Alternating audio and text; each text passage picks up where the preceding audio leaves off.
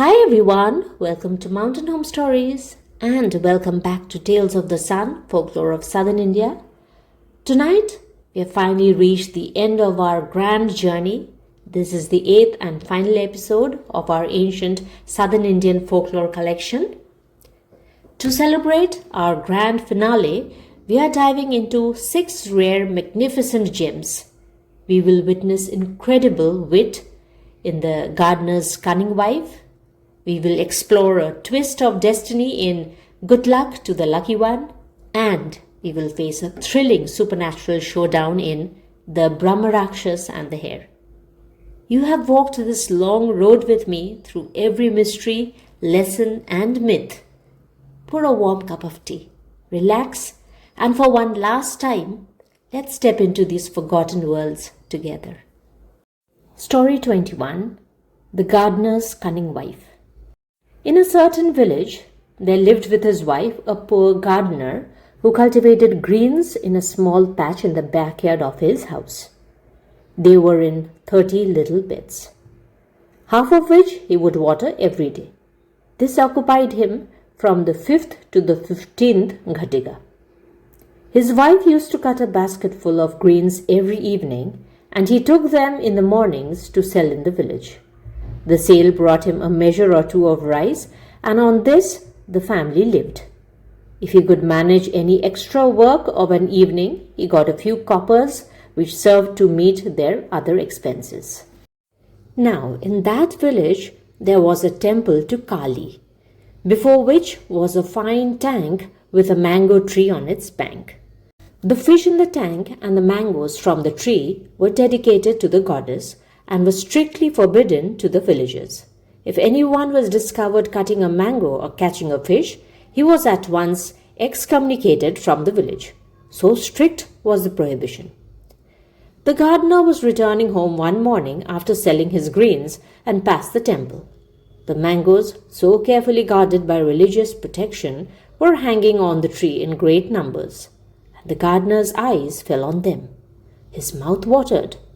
He looked round about him, and fortunately, there was no one by, at least as far as his eyes could reach. So he hastily plucked one of the mangoes and with nimble feet descended into the tank to wash it. Just then, a most charming shoal of fish met his eyes. These protected dwellers in the tank had no notion of danger and so were frolicking about at their ease. The gardener looked about him first, and finding no one by, caught half a dozen stout fish at one plunge of his hand. He hid them and the mango underneath the rice in his basket and returned home, happy in the thought that he had not been caught. Now he had a special delight in fish, and when he reached his house, he showed what he brought to his wife and asked her to prepare a dish with the newly caught fish and the never till then tasted mango. Meanwhile, he had to water his garden and went to the backyard for the purpose. The watering was done by a picota.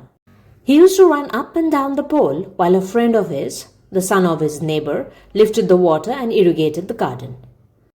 Meanwhile, his wife cooked the dish of mango and fish in a pan and found the flavor so sweet that even while the fish was only half cooked, she began to taste one bit of it after another, till more than half had already gone down her throat. The dish was at last cooked, and the few remaining slices in the pan were taken off the fire. So she went into the veranda and from thence saw her husband running up and down the picota. She beckoned to him that the dish was ready and that he should come in and taste it.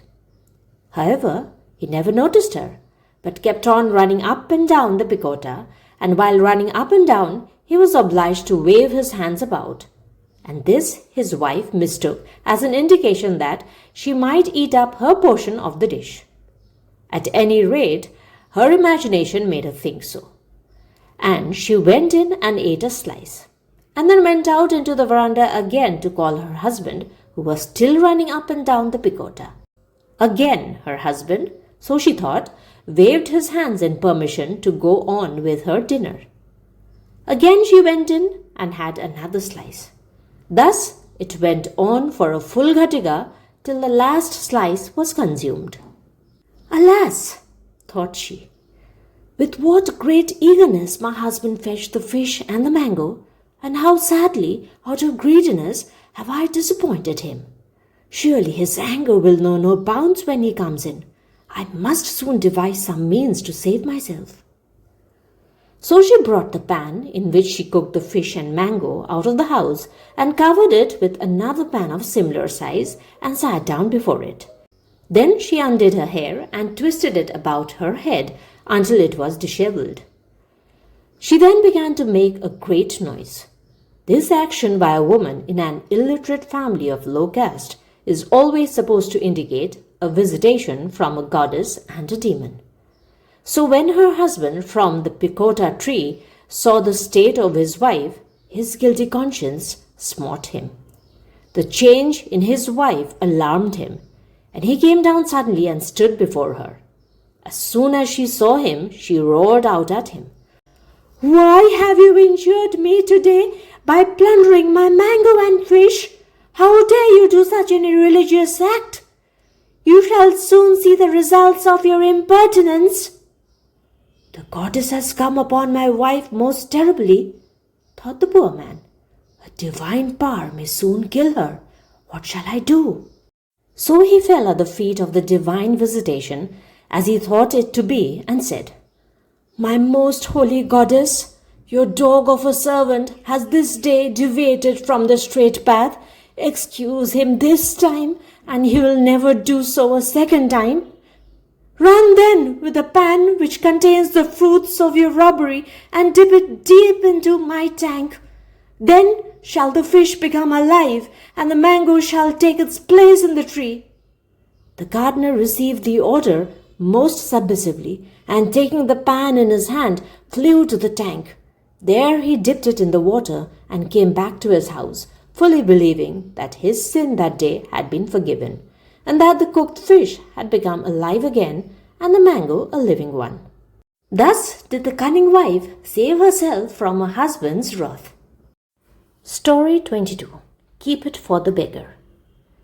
When anything sweet is prepared in the house on a particular night, and when the children, after feeding to their fill, say to the mother, "Amma, this pudding is sweet. Keep it for the morning," the mother says at once, "Ask me to keep it for the beggar, and I shall do it." "Why should I not say keep it for the morning, Amma?" ask the curious children, and the South Indian mother gives to her listening children the following story. In a certain village there lived an affectionate husband and wife. The husband would go to look after the fields and garden and return home with abundance of vegetables. The wife would cook and serve her lord to his fill. Before going out in the morning, the husband used to take whatever of last night's dishes were left cold to remain for his breakfast.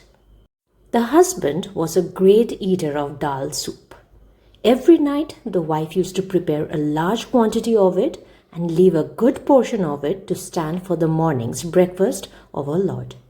And he, too, owing to his taste for the cold rice, used to warn his wife, though she was very careful, and say, "Keep me some of this soup for the next morning." The wife used to say, "Yes, my dear husband, I shall do so." This went on for several years. Every day the dal soup was invariably prepared for the night meal, and a good portion of it was reserved for the cold rice. Every night the husband, without forgetting for even a single day, used to ask his wife to reserve a portion. Thus passed on several years, as we have already said. One night this husband had his supper. The wife had sat at her husband's leave to take her supper after her lord had had his. That night, too, our hero, as usual, repeated, "Keep, my dear, some of this soup for the morning." At once a gurgling laughter was heard near the door-sill of their house. The pair were astonished and searched their whole house. No one was discovered. Again the husband said, "Keep, my dear, some of this soup for the morning." Again the laughter was heard. Finding that the laughter immediately followed his order, the husband repeated it a third time. A third time also the laughter broke out. They were astonished. 3 times had laughter been heard in their house, and still they could see no one. Thinking that someone must have mocked him from the neighboring houses, he made careful inquiries and satisfied himself that none of his neighbors had mocked him. He was afraid at the laughter which thrice proceeded from a part of his house, as he had heard it distinctly. That very night our hero had a sudden and unforeseen calamity. And just as he was dragging the latch of his backyard door, a serpent stung him in his finger. Neighbors, hearing of the venomous reptile in their next house, ran there with a stout cudgel. Already the master of the house, who was passionately fond of the dal soup, had swooned away. His wife was moaning by his side, saying, "My dear husband, how did you forget your soup so soon and leave us all for the other world? Just now you gave me the order, and before tasting it even, you have died." The neighbors began to search for the snake, but they did not succeed. And again a voice exclaimed from vacuum, "This husband's fate ended at the 12th Ghatika of this night. Yama ordered me to go and fetch him to his world. I came down and reached this house at the 8th Ghatika when the husband was giving the order to reserve for the morning meal his dear dal soup. I could not contain my laughter, and so broke out with a gurgling noise. As I am divine, no one could perceive me, and so none ever found me in this house after they heard the laughter. Then I transformed myself into a serpent and waited for the hour to do my death-dealing duty. The poor man is now no more. 4 Ghatikas ago, he was of opinion that he would live and eat his cold rice tomorrow morning. How very sanguine people are in this world of uncertainty! The cause for my laughter was the husband's certainty when he issued that order to reserve the dal soup for the breakfast." Thus ended the messenger, and vanished, of course, to inform his master how he had executed his orders.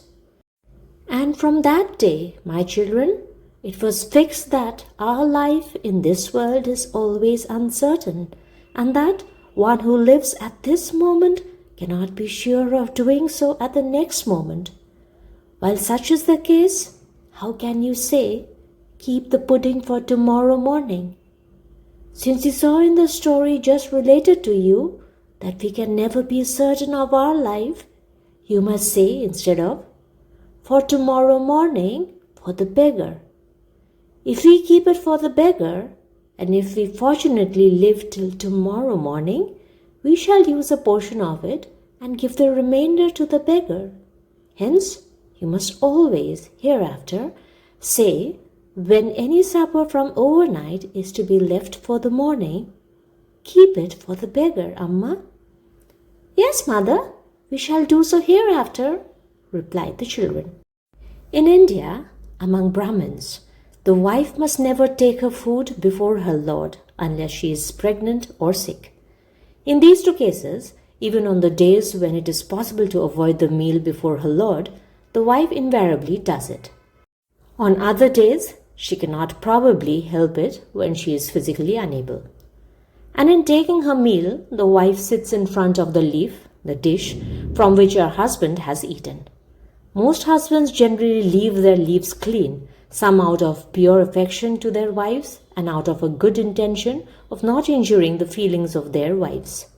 But there are others who, as they are unclean in their other habits, are also unclean in their eating. The appearance of their leaves after they have left off eating is like those thrown out in the streets and mutilated by crows and dogs. But their wives, cursing their lot to have married such husbands, must, as long as they are orthodox, eat out of those leaves. Story 23. Good luck to the lucky one, or "Shall I fall down?" In a certain town there lived a wealthy Brahmin. He wished to build a house, pretty large and spacious, as became his riches. For that purpose, he called in a great number of soothsayers and fixed, guided by their scientific opinion, a place for building the mansion. A certain portion of every day is supposed to be bad for doing work. This portion is sometimes called the Rahukal, the evil time of the demon Rahu, and sometimes Tyajya, the time to be avoided. And abandoning carefully all these evil hours, the wealthy Brahmin built his mansion in 10 years. The first entrance into a new house to dwell is performed always with a great deal of pomp and ceremony, even by the poor according to their means. And our wealthy Brahmin, to please the gods of the other world and the gods of this world, Bhusura's Brahmins, spent a great deal of his wealth, and with violas and music sounding all around him, he entered into his house. The whole of the day almost was spent in ceremonies and festivities. All the guests left the place at evening, and much exhausted by the exertions of the day, the Brahmin house owner retired to rest. Before sleep could close his eyelids, he heard a fearful voice over his head exclaiming, "Shall I fall down? Shall I fall down?" Great was the concern of the landlord at hearing this voice. He thought that some demon had taken possession of his house and that he was going to pull down the roof of his house over his own head. That very night, with as much haste as he entered the new house, he vacated it and went back to his old house. Seruka Khatti Peruka Balga is the Tamil proverb. The meaning of it is, build small and live great. That is, build small houses without laying out much capital uselessly in houses and live prosperously. And in villages, many a rich landlord would prefer small houses to big ones. The idea that he had spent a great deal of money to build a big house troubled our hero. The spaciousness of the house was one reason for the devil to come in so easily, as he thought. When he vacated his house on the very night of the day he entered it, people began to talk all sorts of scandals about it. The ladies in the bathing places, ghats, in rivers, began to give all sorts of color to the devils in that house. One said that when she was coming to the river, she saw a company of devils dancing round and round the middle pillar of the upper story of that unfortunate house. Another said that she observed unearthly lights in that mansion the previous night. Thus people talked and talked, furnishing new colors and new adventures out of their pure imagination for a phenomena which they never saw. And our unfortunate rich man had to lock up his house, which he built after so many days, and at the expense of so much money. Thus passed 6 months. In that town there lived a poor beggar Brahmin. He was in extreme poverty and spent a great portion of the day in begging from house to house his meal and clothes. He had, poor man, 7 children. With this large family, he was constantly in the greatest misery. He had not a proper house to live in. A miserable hut was all his wealth in that village. Winter was approaching, and the roof of this only hut began to fall down. The increasing miseries made the poor Brahmin resolve upon suicide. He could not bring himself to do that by his own hand. He had heard of the haunted house, and resolved to go there with all his family and perish by the hands of the devils.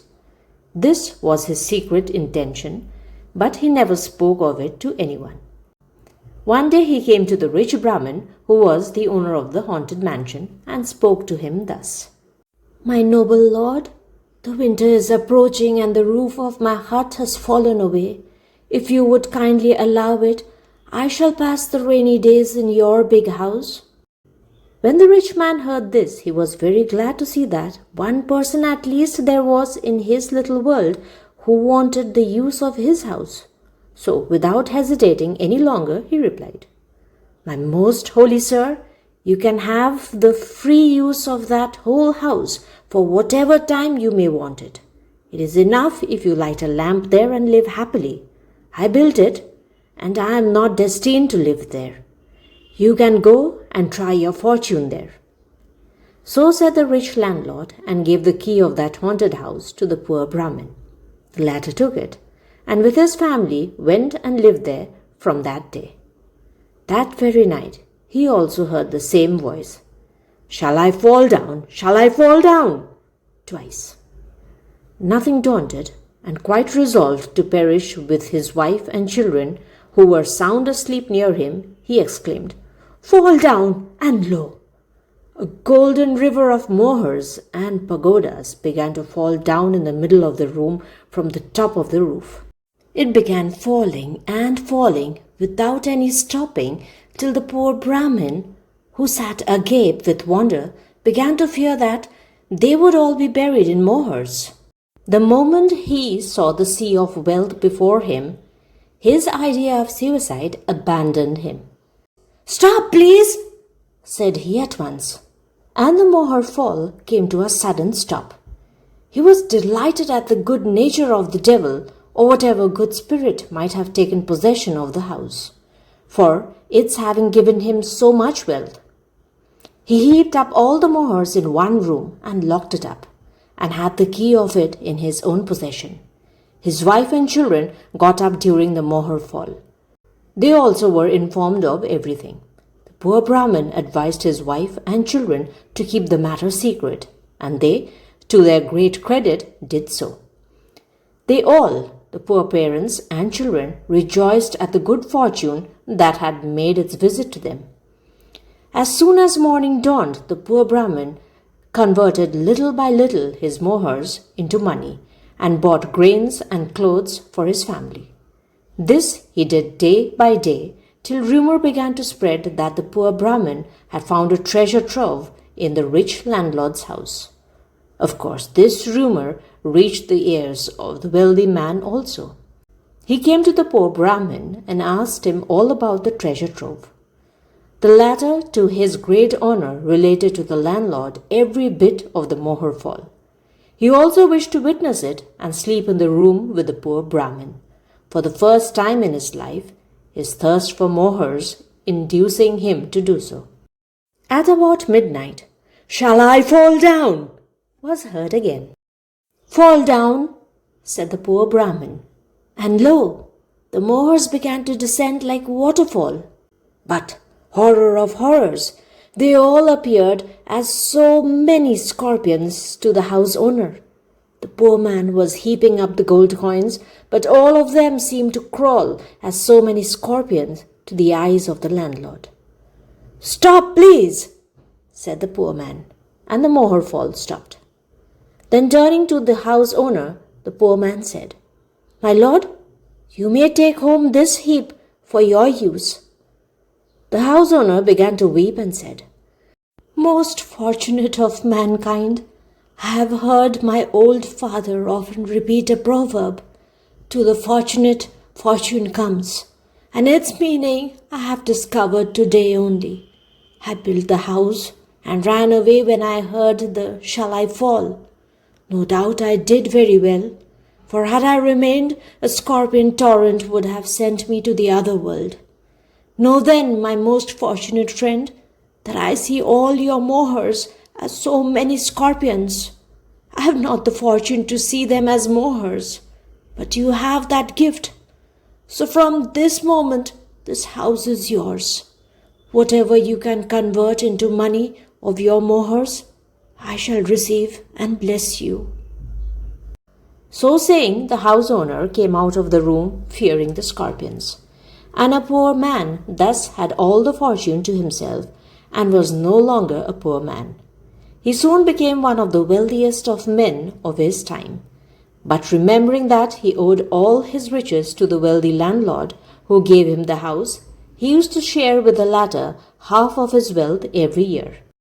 This story explains the Tamil proverb, "Madrisham udavuniku kidaikum." To the fortunate, good fortune. NB, this story was also related to me by my stepmother, whose birthplace is a village in the Trichinopoly district. Story 24. Retaliation, Palikapalli. There is a proverb in Tamil called Palikapalli Vangagiradu, which would best be translated by the expression tit for tat.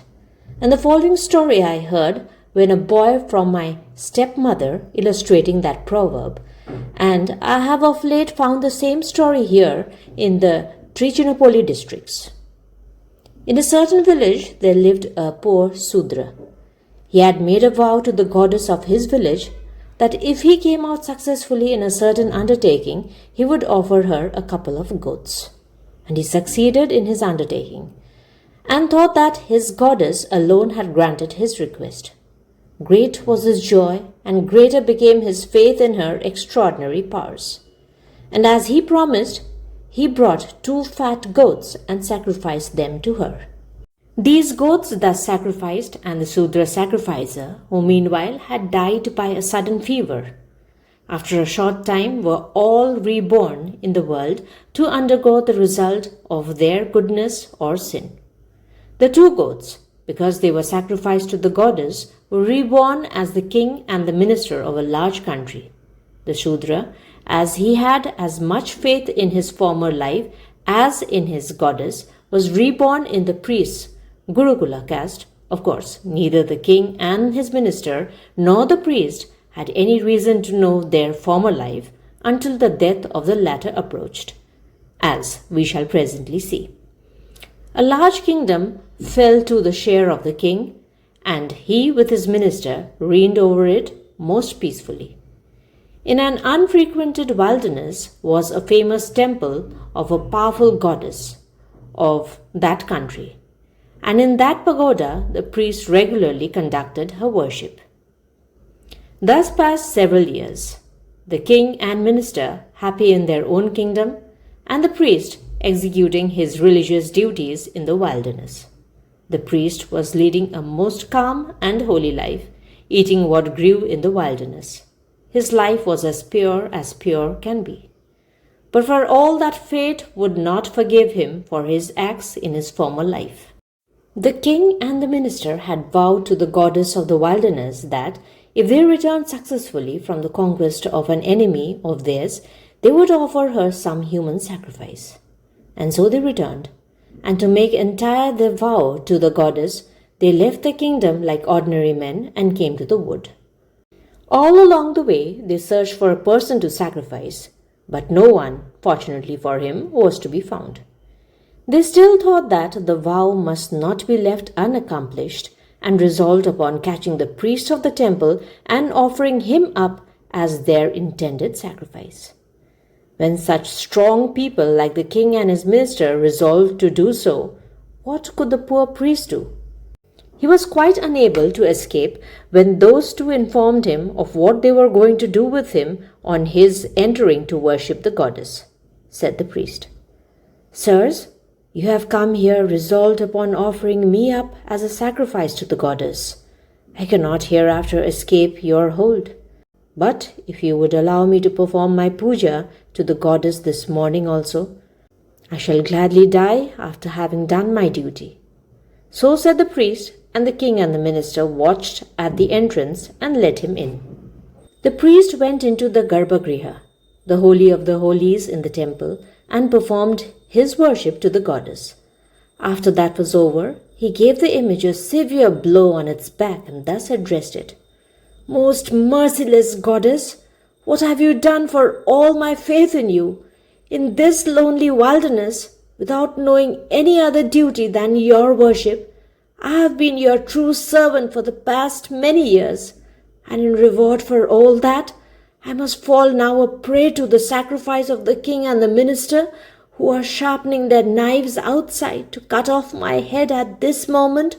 Is this the result of all my puja, worship to you?" So spoke the priest, and the goddess, laughing, thus replied from the vacuum, "My true priest, your acts in your former life must trouble you in this, and the charitable acts of this life even cannot protect you in your next birth. In your former birth you had murdered 2 goats. They were born as king and minister and have dragged you here to murder you. But this, the murder you are to undergo soon by these hands, will relieve you only of one of the two murders of your former life, and for the other murder you and they would be reborn again, and again they would kill you. So, in your next third life from this one, you would enjoy the fruits of all this devotion. Since now you know the story of your former life, you will forgive me, I think." Thus spoke the goddess, and the priest, as the knowledge of his former life dawned upon him by the grace of the goddess, seemed resolved to die in order to pay for his former sin. But the idea that in the next life he was to undergo the same punishment vexed him much, and falling down at the goddess's feet, he respectfully requested her to try her best to let him off the next life. And the goddess's heart was also moved at the severity of fate, which would make her devotee pass through one more life in misery before he enjoyed the fruits of his devotion. So she devised the following plan to exculpate him from his two crimes at the same time, and thus replied, "Priest, intelligence can conquer even fate, is the proverb. When Kali gave 500 years' life to Vikramaditya in his town, Bhatti, his minister, by making the king live 6 months in his capital and 6 months in the jungle, made his master's life to last for 1,000 years. So by intelligence we conquer our fate too, sometimes. So hear my advice. Ask the king who has come to murder you to hold one end of the knife and request his minister to hold the other end. Ask both of them to aim the blow at your neck. That will accomplish everything complete during this life. They will have no revenge to take from you in your next life." So saying, the voice of the goddess stopped. The priest came back with a cheerful heart to the king and the minister, and asked them to oblige him by each of them holding one end of the knife and murdering him. They agreed and performed thus their vow. The poor priest, too, without having another miserable life, was born a king in his next life and lived in prosperity. Here the story ends, and the storyteller in the Hindu household, and in my case, my stepmother, would at once moralize that if we did anything to anyone in this life, that one would pay us out for it in our next life. NB, I am led to think that this story does not contain a purely Hindu moral. Story 25. The Beggar and the 5 Muffins. In a certain village there lived a poor beggar and his wife. The man used to go out every morning with a clean vessel in his hand, return home with rice enough for the day's meal, and thus they lived on in extreme poverty. One day a poor Madhava Brahmin invited the pair to a feast, and among Madhavas, muffins, tosai, are always a part of the good things on festive occasions. So during the feast, the beggar and his wife had their fill of muffins. They were so pleased with them that the woman was extremely anxious to prepare some muffins in her own house, and began to save a little rice every day from what her husband brought her for the purpose. When enough had been thus collected, she begged a poor neighbor's wife to give her a little black pulse, which the latter, praised be her charity, readily did. The faces of the beggar and his wife literally glowed with joy that day, for were they not to taste the long-desired muffins for a second time?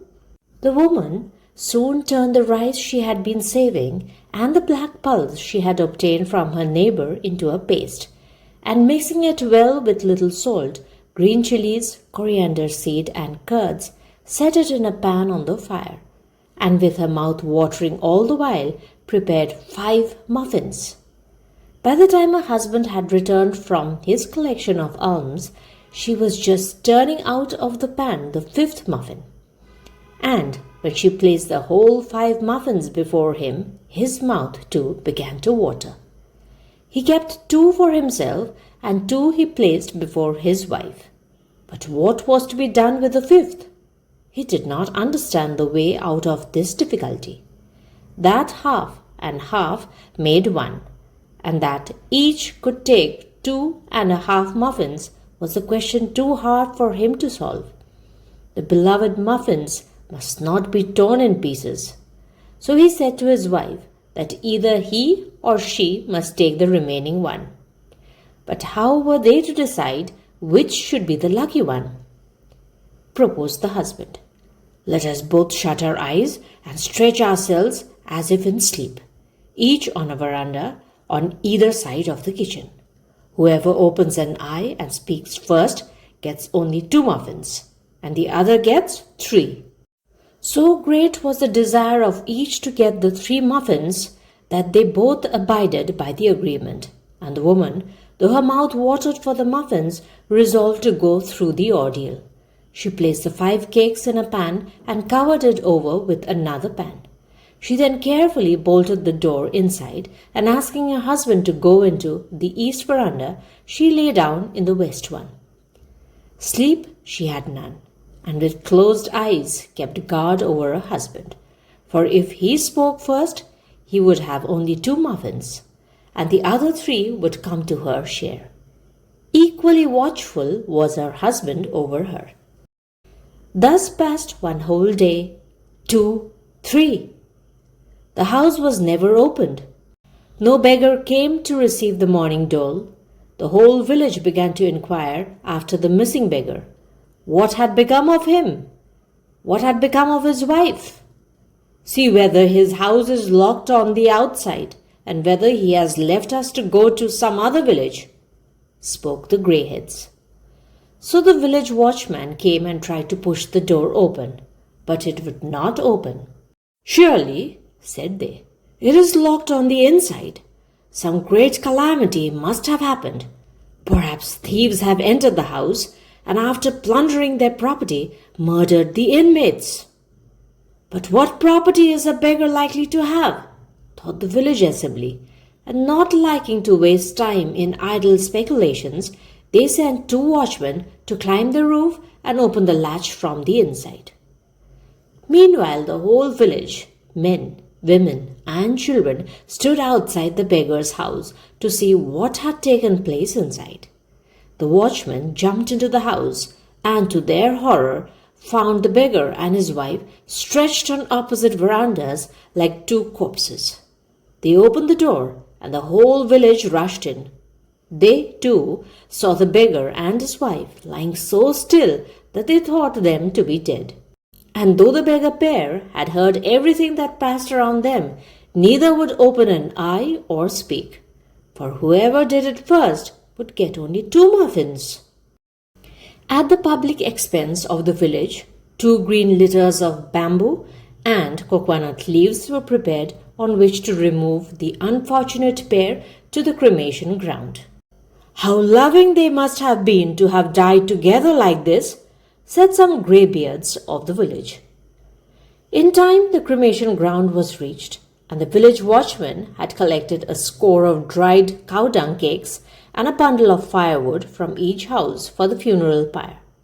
From these charitable contributions, 2 pyres had been prepared, one for the man and one for the woman. The pyre was then lighted, and when the fire approached his leg, the man thought it time to give up the ordeal and to be satisfied with only 2 muffins. So while the villagers were still continuing the funeral rites, they suddenly heard a voice. I shall be satisfied with 2 muffins. Immediately another voice replied from the woman's pyre. I have gained the day. Let me have the 3. The villagers were amazed and ran away. One bold man alone stood face to face with the supposed dead husband and wife. He was a bold man, indeed, for when a dead man or a man supposed to have died comes to life, village people consider him to be a ghost. However, this bold villager questioned the beggars until he came to know their story. He then went after the runaways and related to them the whole story of the 5 muffins, to their great amazement. But what was to be done to the people who had thus voluntarily faced death out of love for muffins? Persons who had ascended the green litter and slept on the funeral pyre could never come back to the village. If they did, the whole village would perish. So the elders built a small hut in a deserted meadow outside the village and made the beggar and his wife live there. Ever after that memorable day, our hero and his wife were called the Muffin Beggar and the Muffin Beggar's wife. And many old ladies and young children from the village used to bring them muffins in the morning and evening out of pity for them. For had they not loved muffins so much that they underwent death in life? And now we come to the thrilling supernatural showdown. Story 26, The Brahmarakshas and the Hare. In a certain village there lived a very rich landlord who owned several villages, but was such a great miser that no tenant would willingly cultivate his lands.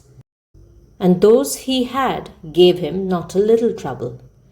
He was indeed so vexed with them that he left all his lands untilled, and his tanks and irrigation canals dried up. All this, of course, made him poorer and poorer day by day. Nevertheless, he never liked the idea of freely opening his purse to his tenants and obtaining their goodwill. While he was in this frame of mind, a learned sannyasi paid him a visit, and on his representing his case to him, he said, "My dear son, I know an incantation, mantra, in which I can instruct you. If you repeat it for 3 months, day and night, a Brahmarakshas will appear before you on the first day of the 4th month. Make him your servant, and then you can set at naught all your petty troubles with your tenants. The Brahmarakshas will obey all your orders, and you will find him equal to 100 servants." Our hero fell at his feet and begged to be instructed at once. The sage then sat facing the east, and his disciple, the landlord, facing the west, and in this position formal instructions was given, after which the sannyasi went his way. The landlord, mightily pleased at what he had learned, went on practicing the incantation till, on the first day of the 4th month, the great Brahmarakshas stood before him. "What do you want, sir, from my hands?" said he. "What is the object of your having propitiated me for these 3 months?" The landlord was thunderstruck at the huge monster who now stood before him, and still more so at his terrible voice. But nevertheless he said, "I want you to become my servant and obey all my commands." "Agreed," answered the Brahmarakshas in a very mild tone, for it was his duty to leave off his impertinent ways when anyone who had performed the required penance wanted him to become his servant. "Agreed, but you must always give me work to do. When one job is finished, you must at once give me a second, and so on. If you fail, I shall kill you." The landlord, thinking that he would have work for several such Brahmarakshas, was pleased to see that his demoniacal servant was so eager to help him. He at once took him to a big tank which had been dried up for several years, and pointing it out spoke as follows. "You see this big tank? You must make it as deep as the height of 2 palmyra trees and repair the embankment wherever it is broken." "Yes, my master, your orders shall be obeyed," humbly replied the servant, and fell to work. The landlord, thinking that it would take several months, if not years, to do the work in the tank, for it was 2 coats long and 1 coat broad, returned delighted to his home, where his people were awaiting him with a sumptuous dinner. When enemies were approaching, the Brahmarakshas came to inform his master that he had finished his work in the tank. He was indeed astonished and feared for his own life. "What? Finish the work in 1 day, which I thought would occupy him for months and years? If he goes on at this rate, how shall I keep him employed? and when I cannot find it for him, he will kill me."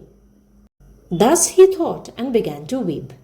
His wife wiped the tears that ran down his face and said, "My dearest husband, you must not lose courage.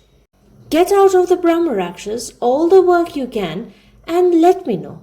I'll give him something that will keep him engaged for a very, very long time, and then he'll trouble us no more." But her husband only thought her words to be meaningless and followed the Brahmarakshas to see what he had done. Sure enough, the thing was as complete as could be. So he asked him to plough all his lands, which extended over 20 villages. This was done in 2 ghatikas. He next made him dig and cultivate all his garden lands. This was done in the twinkling of an eye. The landlord now grew hopeless. "What more work have you for me?" roared the Brahmarakshas, as he found that his master had nothing for him to do, and that the time for his eating him up was approaching. "My dear friend," said he, "my wife says she has a little job to give you. Do it, please, now. I think that is the last thing I can give you to do, and after it, in obedience to the conditions under which you took service with me, I must become your prey." At this moment his wife came to them, holding in her left hand a long hair, which she had just pulled out from her head, and said, "Well, Brahmarakshas, I have only a very light job for you. Take this hair, and when you have made it straight, bring it back to me." The Brahmarakshas calmly took it and sat in a peepal tree to make it straight. He rolled it several times on his thigh and lifted it up to see if it became straight. But no, it would still bend. Just then it occurred to him that goldsmiths, when they want to make their metal wires straight, have them heated in fire. So he went to a fire and placed the hair over it. And of course it frizzled up with a nasty smell. He was horrified. "What will my master's wife say if I do not produce the hair she gave me?" So he became mightily afraid and ran away. This story is told to explain the modern custom of nailing a handful of hair to a tree in which devils are supposed to dwell, to drive them away. And with that final sentence, the pages of Tales of the Sun are officially closed. We have successfully uncovered all the wit, wonder, and wisdom hidden within these ancient scrolls. Thank you from the bottom of my heart for joining me on this incredible storytelling journey.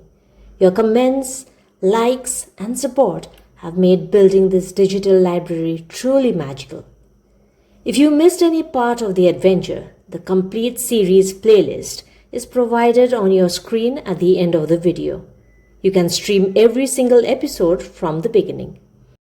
And yes, don't forget to subscribe to Mountain Home Stories so you don't miss our brand new upcoming story series and One Page English every week. Until next time, keep learning, keep listening, and goodbye.